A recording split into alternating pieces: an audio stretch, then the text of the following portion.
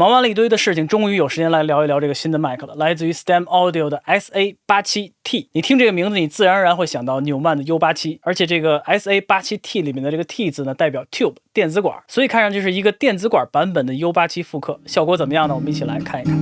There were bells on a hill, but I never heard them ringing.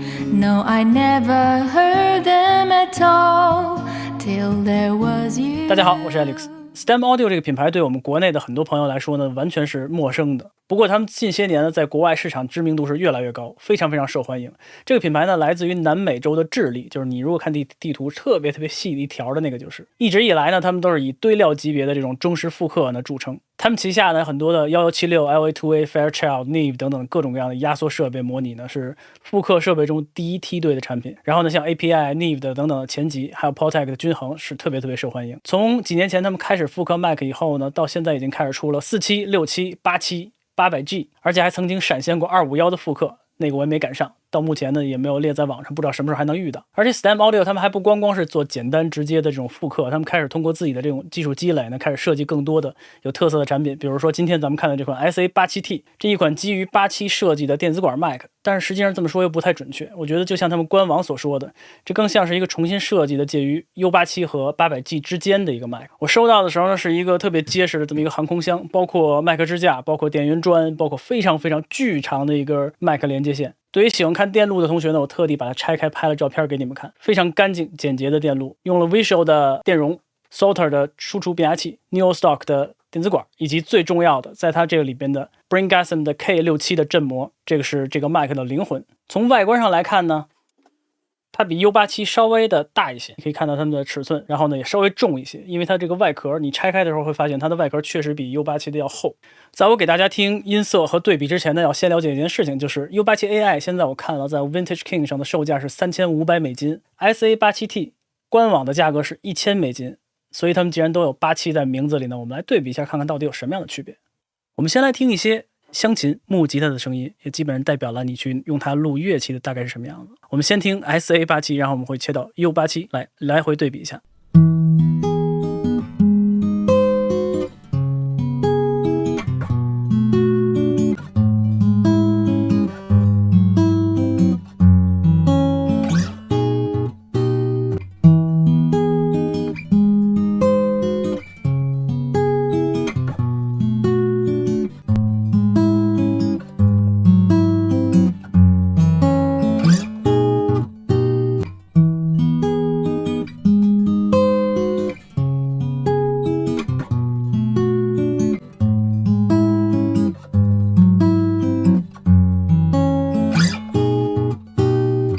好，我们再听下一段。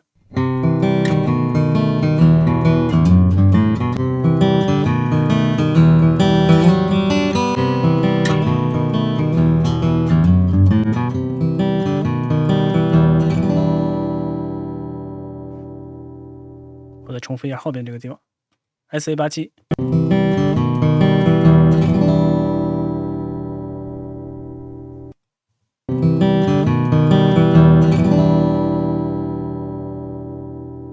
这个87的灵敏度好像稍微高一些，然后呢，它的输出稍微大一点。我用的是一模一样的增益，但是呢，87的声音稍微大一点点，不过没有关系。我们继续往后听 SA87。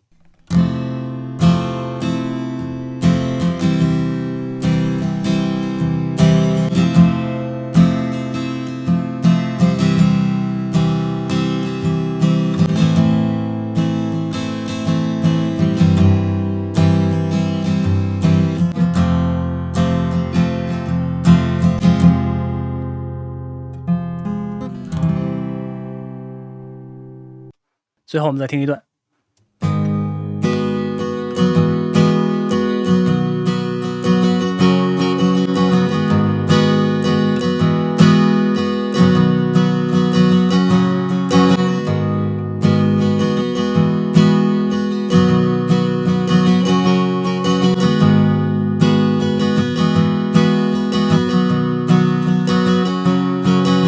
我把判断呢交给你自己来做。接下来我们听一段人声。SA87。 There were bells on a hill, but I never heard them ringing. No, I never heard them at all till there was you. 我们来稍微仔细的对比一下87啊，我说87 SA87 Till there was you. U87 Till there was you. 再来一遍 Till there was you.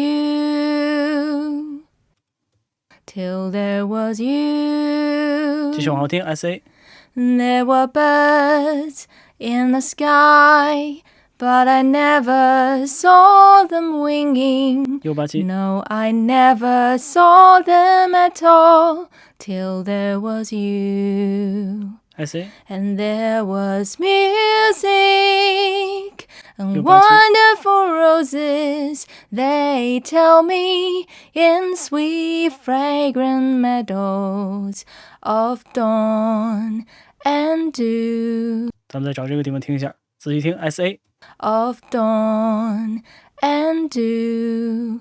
87 Of dawn and dew.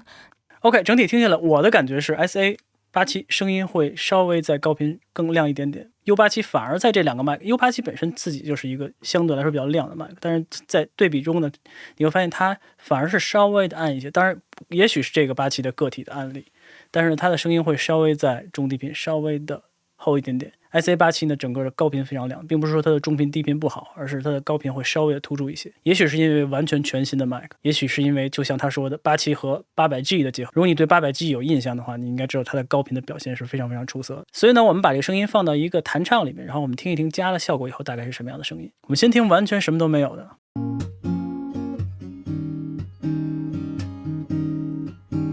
There were bells on a hill, but I never heard them ringing. No, I never heard them at all till there was you. There were birds in the sky, but I never saw them winging. No, I never saw them at all till there was you. Then there was music and wonderful roses, they tell me, in sweet fragrant meadows of dawn and dew. There was love all around, but I never heard it singing. 对，大概是这个意思。感觉非常靠前，而且有很多很多细节。